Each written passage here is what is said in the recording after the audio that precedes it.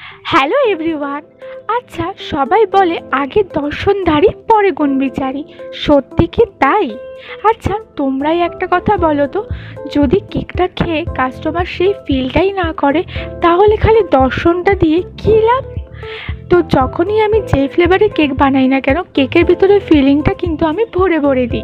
যেমন এই কেকের ক্ষেত্রেই দেখো, চকলেট গানা, চকলেট ক্রিম, চকো চিপস আমি একদম ভরে ভরে দিয়েছি, যাতে কেকটা খাওয়ার পরে কাস্টমার বলে দেখতে যেমনই হোক না কেন কেকটা খেতে কিন্তু খুবই টেস্টি। আবার কিছু কিছু কাস্টমার এরকমও থাকে, আমাকে বলে যে দিদি, কেকটা কিন্তু খুব সুন্দর করে তুমি ডেকোরেশন করে দিও, খেতে যেমনই হোক না কেন। কিন্তু আমি সেই পথের প্রতীক কোনো দিনই হই না। আমি সবসময় কেকটাকে টেস্টি করার চেষ্টা করি, যাতে কেকটা খেয়ে কাস্টমার বলে কেকটা ভীষণ টেস্টি। আচ্ছা, তোমাদের এই কেকের ভিডিওটা কেমন লাগলো? ভালো লাগলে অবশ্যই একটা লাইক করে দিও। Thanks for